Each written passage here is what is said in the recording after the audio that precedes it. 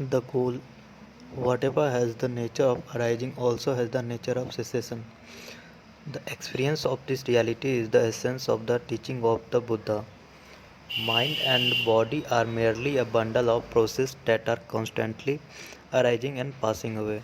Our suffering arises when we develop attachment to the processes, to what is in fact ephemeral and insubstantial. If we can realize directly the impermanent nature of these processes, our attachment to them passes away. This is the task that meditators undertake to understand their own transient natures by observing the ever changing sensations within. Whenever a sensation occurs, they do not react but allow it to arise and to pass away. By doing so, they allow the old conditioning of the mind to come to the surface and pass away. When conditioning and attachment cease, suffering ceases, and we experience liberation. It is a long task requiring continual application. Benefits appear at every step along the way, but to attain them requires repeated effort. Only by working patiently, persistently, and continuously can the meditator advance toward the goal. Penetration to ultimate truth. There are three stages in one's progress on the path. The first is simply learning about the technique, how it is done and why. The second is putting it into practice. The third is penetration, using the technique in order to pierce to the depth of one's reality and thereby to progress towards the final goal.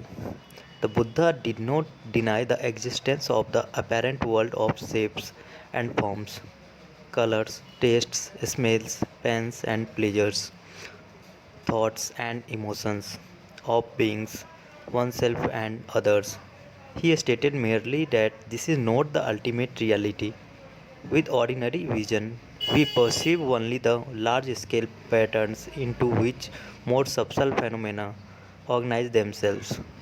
Seeing only the patterns and not the underlying components, we are aware primarily of their differences and therefore we draw distinctions, assign labels, form preferences and prejudices, and comments liking and disliking. The process that develops into craving and aversion. In order to emerge from the habit of craving and aversion, it is necessary not only to have an overall vision, but to see things in depth, to perceive the underlying phenomena that compose apparent reality. This is precisely what the practice of Vipassana meditation allows us to do. Any self examination naturally begins with the most obvious aspect of ourselves, the different parts of the body, the various limbs and organs. Closer inspection will reveal that some parts of the body are solid, others are liquid, others are in motion or at rest. Perhaps we perceive the bodily temperature as distinct from the temperature of the surrounding atmosphere. All these observations may help to develop greater self awareness, but they are still the result of examining apparent reality in a composed shape or form. Therefore, distinctions persists, preferences and prejudices, craving and aversion. As meditators, we go further by practicing awareness of sensations within. This certainly reveals a subtler reality of which we were previously ignorant. At first, we are aware of different types of sensation in different parts of the body. Sensations that seem to arise, to remain for some time, and eventually to pass away. Although we have advanced beyond the superficial level, we are still observing the integrated patterns of apparent reality.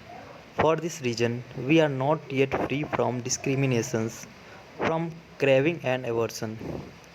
If we continue practicing diligently, sooner or later we arrive at a stage where the nature of the sensations changes.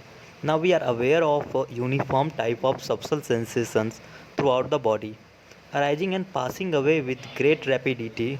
We have penetrated beyond the integrated patterns to perceive the underlying phenomena of which they are composed, the subatomic particles of which all matter is constituted. We experience directly the ephemeral nature of these particles, continually arising and vanishing. Now, whatever we observe within, whether blood or bone, solid, liquid, or gaseous, whether ugly or or beautiful, we perceive only as a mass of vibration that cannot be differentiated. At last, the process of drawing distinctions and assigning labels ceases. We have experienced within the framework of our own bodies the ultimate truth about matter, that it is constantly in flux, arising and passing away. Similarly, the apparent reality of mental processes may be penetrated to a subtler level. For example, a moment of liking or disliking occurs based on one's past conditioning. Next moment, the mind repeats the reaction of liking or disliking and reinforces it moment after moment until it develops into craving or aversion. We are aware only of the intensified reaction. With this superficial perception, we begin to identify and discriminate between pleasant and unpleasant, good and bad, wanted and unwanted. But just as in the case of apparent material reality, so with intensified emotion, when we start to observe it by observing sensation within, it is bound to dissolve. As matter is nothing but subtle wavelets of subatomic particles, so strong emotion is merely the consolidated form of momentary likings and dislikings, momentary reactions to sensations. Once a strong emotion dissolves into subtler form, it no longer has any power to overwhelm. From observing different consolidated sensations in different parts of the body, we process the we proceed to awareness of subtler sensations of uniform nature arising and vanishing constantly throughout the physical structure. Because of the great rapidity with which the sensations appear and disappear, they may be experienced as a flow of vibrations, a current movement throughout the body. Wherever we fix the attention within the physical structure, we are aware of nothing but arising and vanishing. Whenever a thought appears in the mind, we are aware of the accompanying physical sensation arising and passing away. The apparent solidity of body and mind dissolves, and we experience the ultimate reality of matter, mind, and mental formations. Nothing but vibrations, oscillations arising and vanishing with great rapidity. As one who experienced this truth said,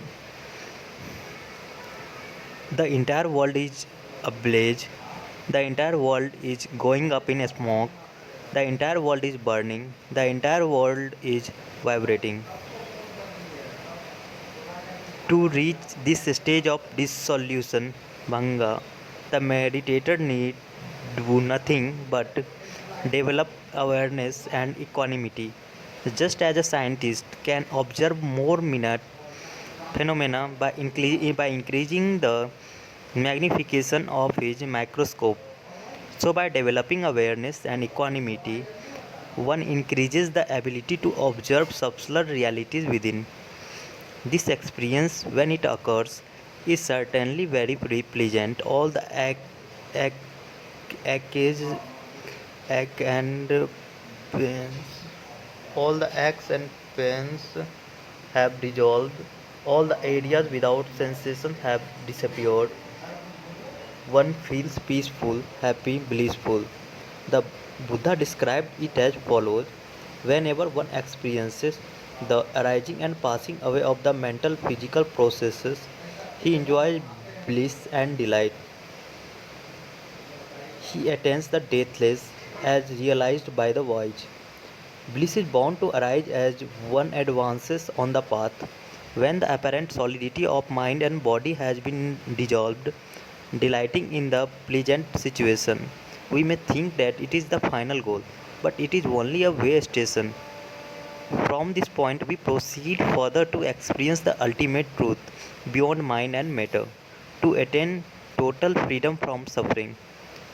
The meaning of these words of the Buddha becomes very clear to us from our own practice in meditation, penetrating from apparent to subtle reality.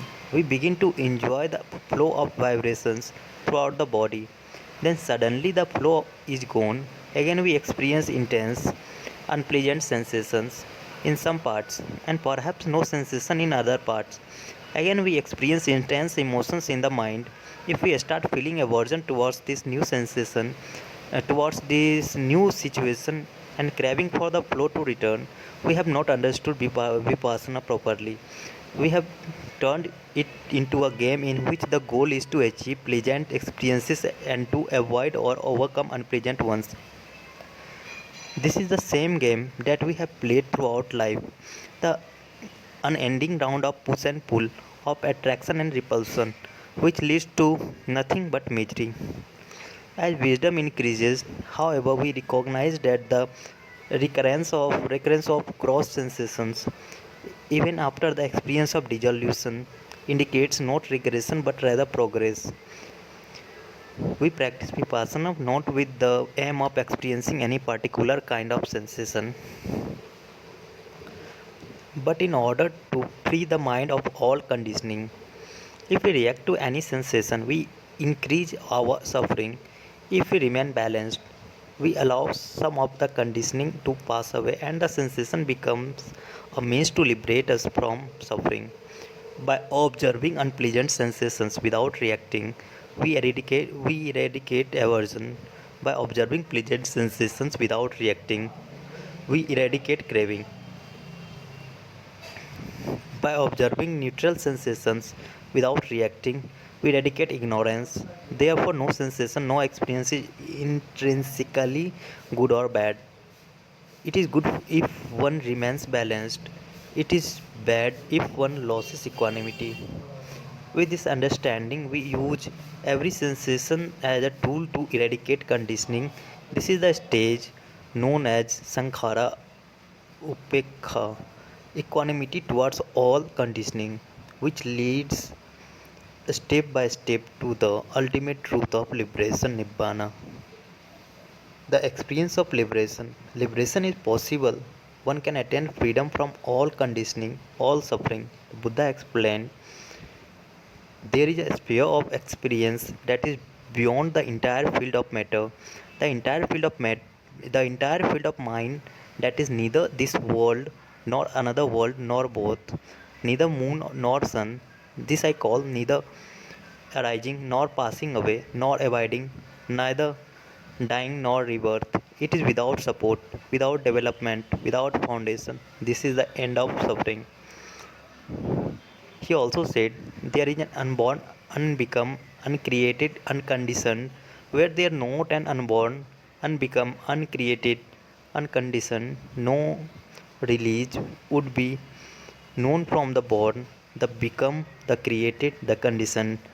But since there is an unborn, unbecome, uncreated, unconditioned, therefore a release is known from the born, the become, the created, the conditioned.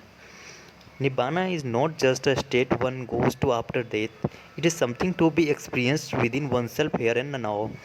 It is described in negative terms not because it is a negative experience, but because we have no other way in which to describe it. Every language has words to deal with the entire range of physical and mental phenomena, but there are no words or concept to describe something that is beyond mind and matter. It defies all categories, all distinctions. We can describe it only by saying what it is not. In fact, it is meaningless to try to describe Nibbana. Any description will only be confusing rather than discussing and arguing about it. The important thing is to experience it. This noble truth of cessation of suffering must be realized for oneself. The Buddha said, when one has experienced Nibbana, only then is it real for him. Then all arguments about it become irrelevant. In order to experience the ultimate truth of liberation, it is necessary first to penetrate beyond apparent reality and to experience the dissolution of body and mind. The further one penetrates beyond apparent reality, the more one desists from craving and aversion, from attachments, and the nearer one approaches to ultimate truth. Working step by step, one naturally reaches a stage where the next step is the experience of Nibbana. There is no point in yearning for it, no reason to doubt that it will come. It must come to all who practice Dhamma correctly. When it will come, no one can say. This depends partially on the accumulation of conditioning within each person, partly on the amount of effort one expends to eradicate it. All one can do, all one need to do to attain the goal is to continue observing each sensation without reacting. We cannot determine when we shall experience the ultimate truth of Nibbana, but we can ensure that we keep progressing toward it. We can control the present state of mind by maintaining equanimity no matter what occurs outside or within us. We achieve liberation in this mind.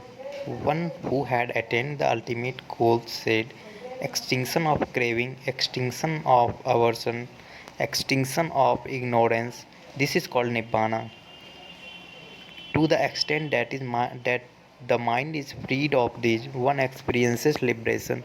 Every moment in which we practice vipassana properly, we can experience this liberation.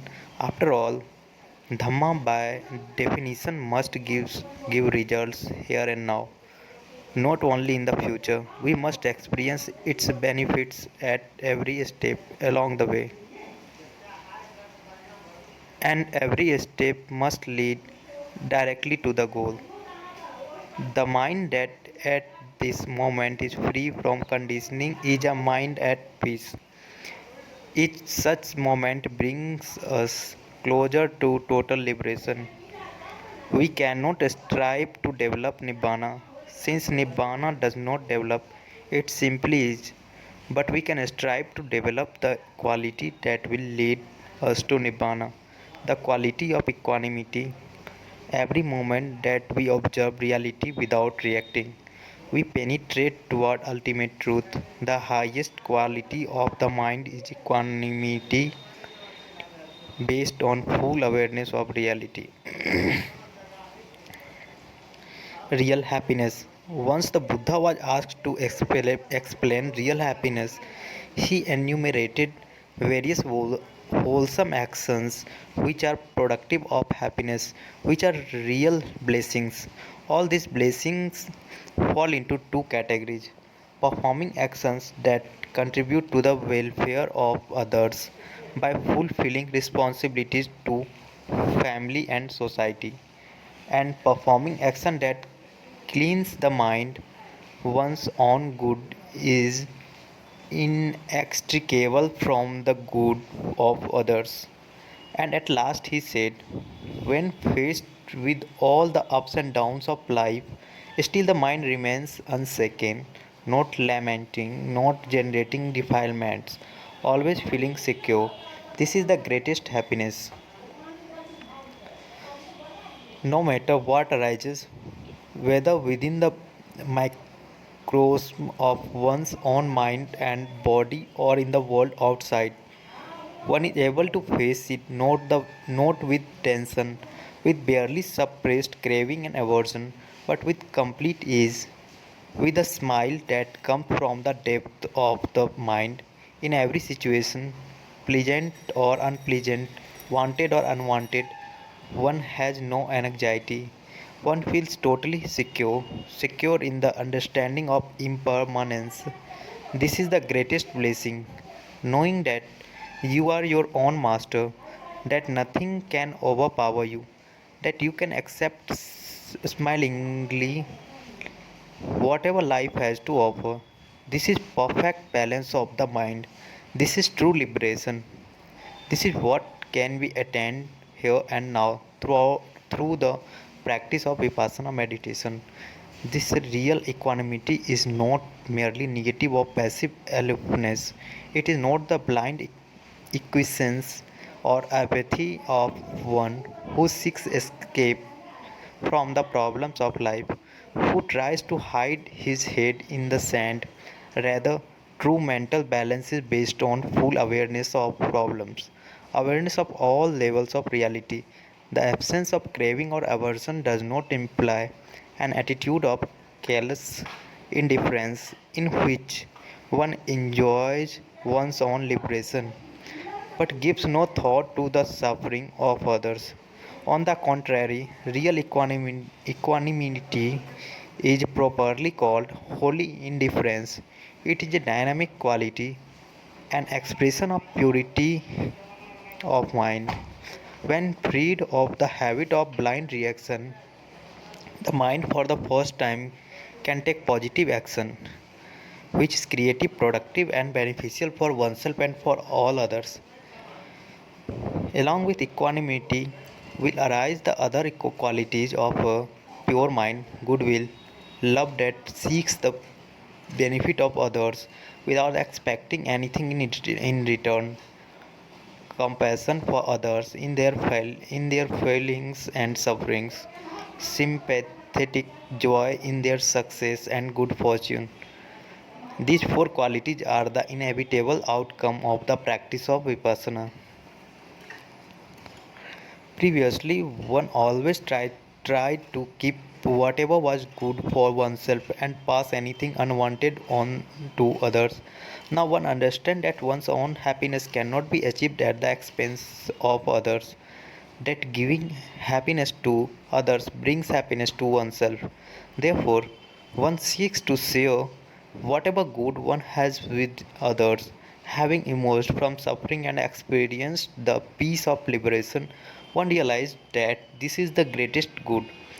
Thus, one wishes that the others may also experience this good and find this way out of their suffering. This is the logical conclusion of Vipassana meditation, Metta Bhavana, the development of goodwill towards others. Previously, one may have paid lip service to such sentiments, but deep within the mind, the old process of craving and aversion continued. Now, to some extent, the process of reaction has stopped. The old habit of egoism is gone, and goodwill naturally flows from the depth of the mind with the entire force of a pure mind behind it. This goodwill can be very powerful in creating a peaceful and harmonious atmosphere for the benefit of others, for the benefit of all others. There are those who imagine that always remaining balanced means that one can no longer enjoy life in all its variety, as if a painter had a palette full of colors and choose to use nothing but gray, or as if one had a piano and choose to play nothing but middle C. This is a wrong understanding of equanimity. The fact is that the piano is out of tune and we do not know how to play it. Simply pounding the keys in the name of self expression will only create discord. But if we learn how to tune the instrument and to play it properly, then we can make music. From the lowest to the highest note, we use the full range of the keyboard, and every note that we play creates nothing but harmony, beauty. The Buddha said that in cleansing the mind and attaining wisdom brought to full perfection, one experiences joy, bliss, tranquility, awareness, full understanding, real happiness. With a balanced mind, we can enjoy life more. When a pleasant situation occurs, we can savor it completely, having full and undistracted awareness of the present moment. But when the experience passes, we do not become distressed. We continue to smile, understanding that it was bound to change. Equally, when an unpleasant situation occurs, we do not become upset. Instead, we understand it, and by doing so, perhaps we find a way to alter it.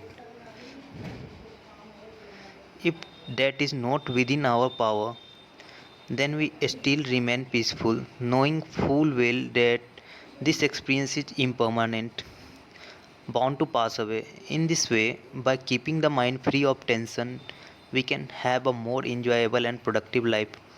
There is a story that in Burma people used to criticize the students of Sayagi Wakin, saying that they lacked the serious demeanor proper to those who practice vipassana meditation. During a course, the critics admitted they worked seriously as they should, but afterward they always appeared happy and smiling. When the criticism came to the ears of Webu Sayadaw, one of the most highly respected monks in the country, he replied, "They smile because they can smile." This was a smile not of attachment or ignorance, but of Dhamma. Someone who has cleansed the mind will not go about with a frown. When suffering is removed, naturally one smiles. When one learns the way to liberation, naturally one feels happy. This smile from the heart expressing nothing but peace, equanimity, and goodwill. A smile that remains bright in every situation is real happiness. This is the goal of Dhamma.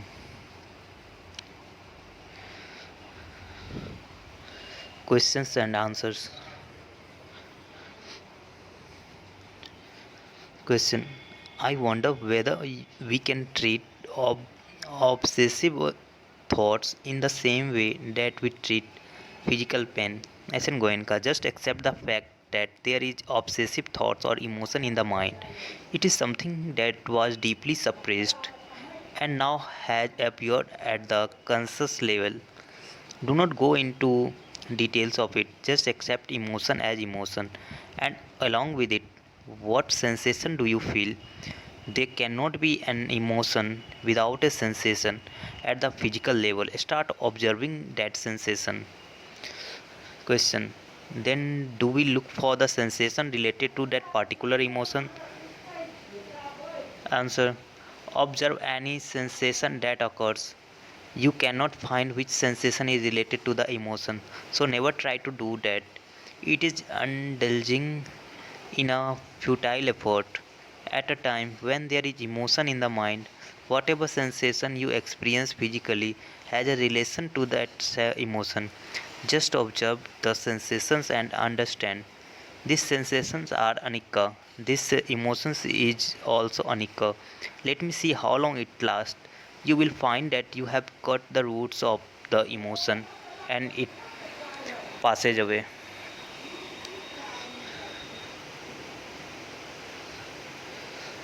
Question: would you say that emotion and sensation are the same?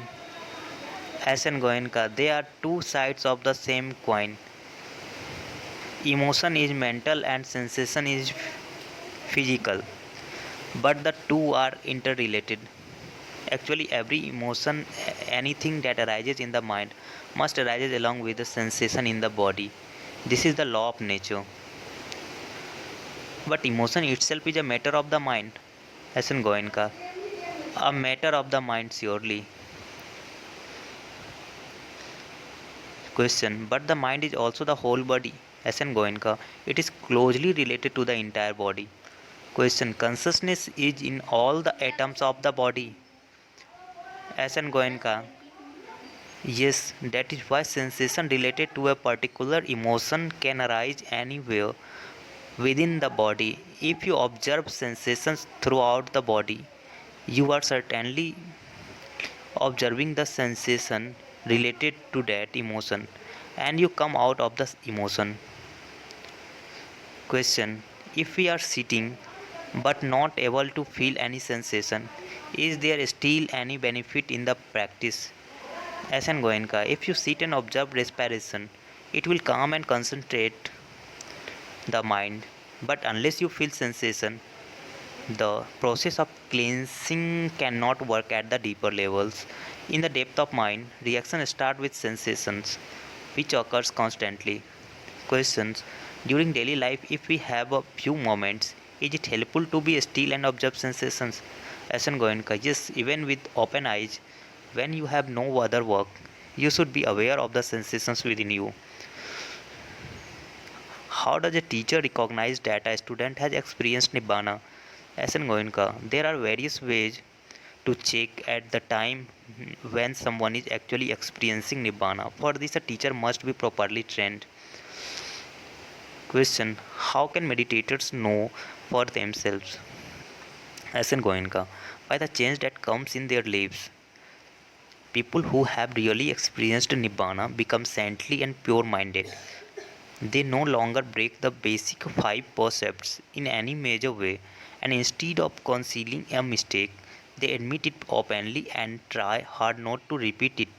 Clinging it rituals and ceremonies drops away because they recognize them as only external forms, empty without the actual experience. They have unshakable confidence in the path that led them to liberation. They do not continue to search for other ways. And finally, the illusion of ego will be shattered in them. If people claim to have experienced Nibbana but their mind remains as impure and their action is unhealthy as before, then something is wrong. Their way of life must show whether they have really experienced it. It is not appropriate for a teacher to issue certificates to a student to announce that they have attained Nibbana. Otherwise, it becomes an ego building competition for teacher and for students. The students strive only to get a certificate, and the more certificates of a teacher issues, the higher is his reputation. The experience of Nibbana becomes secondary, the certificate takes primary importance, and it all becomes a mad game. Pure Dhamma is only to help people, and the best help is to see that a student really experiences Nibbana and becomes liberated. The whole purpose of the teacher and the teaching is to help people genuinely, not to boost their egos. It is not a game. Question: how would you compare psychoanalysis and vipassana? In psychoanalysis, you try to recall to consciousness past events that had a strong influence in conditioning the mind. Vipassana, on the other hand, will lead the meditator to the deepest level of the mind where conditioning actually begins. Every incident that one might try to recall in psychoanalysis has also registered a sensation at the physical level.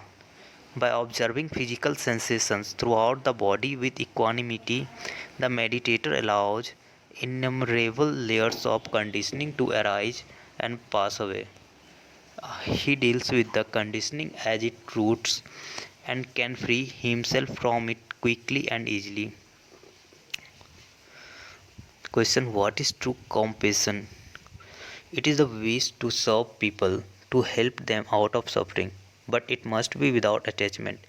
If you start crying over the suffering of others, you only make yourself unhappy. This is not the path of Dhamma. If you have true compassion, then with all love you try to help others to best of your ability. If you fail, you smile and try another way to help. You serve without worrying about the results of your service. This is real compassion proceeding from a balanced mind. Question: would you say that Vipassana is the only way to reach enlightenment? SN Goenka: enlightenment is achieved by examining oneself and eliminating conditioning. And doing this vipassana, not matter what name you may call it, some people have never ever heard of vipassana, and yet the process has started to work spontaneously in them. This seems to have happened in the case of a number of saintly people in India, judging from their own words, but because they did not learn the process step by step, they were unable to explain it clearly to others. Here you have the opportunity to learn a step by step method that will lead you to enlightenment. Question: you call Vipassana a universal art of living, but won't it confuse people of other religions who practice it? As in Goenka, Vipassana is not a religion in disguise that is in competition with other religions. Meditators are not asked to subscribe blindly to a philosophical doctrine. Instead, they are told to accept only what they experience to be true. It is not the theory but the practice that is most important, and that means moral conduct, concentration, and purifying insight. What religion could object to that? How could it confuse anyone? Give importance to the practice, and you will find that such doubts are automatically resolved. Story: filling the bottle of oil. A mother sent her son with an empty bottle and a 10 rupees note to buy some oil from the nearby grocer's shop. The boy went and had the bottle filled, but as he was returning, he fell down and dropped it. Before he could pick it up, half of the oil spilled out. Finding the bottle half empty, he came back to his mother crying, "Oh, I lost half the oil! I lost half the oil!" He was very unhappy. The mother sent another son with another bottle and another 10 rupees note. He also had the bottle filled, and while returning fell down and dropped it. Again half of the oil spilled out. Picking up the bottle, he came back to his mother very happy. "Oh, look, I saved half the oil." The bottle fell down and could have broken. The oil started spilling out. All of it might have been lost, but I saved half of the oil. Both came to the mother in the same position, with a bottle that was half empty, half full. One was crying for the empty half, one was happy with the filled up part.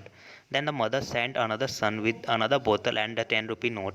He also fell down while returning and dropped the bottle. Half of the oil spilled out. He picked up the bottle and, like the second boy, came to his mother very happy. "Mother, I saved half the oil." But this boy was a Vipassana boy, full not only of optimism but also of realism. He understood well half of the oil was saved, but half was also lost. And so he said to his mother, "Now I shall go to the market, work hard for the whole day, earn 5 rupees, and get this water filled. By evening I will have it filled." This is Vipassana, no pessimism, instead optimism, realism, and workism.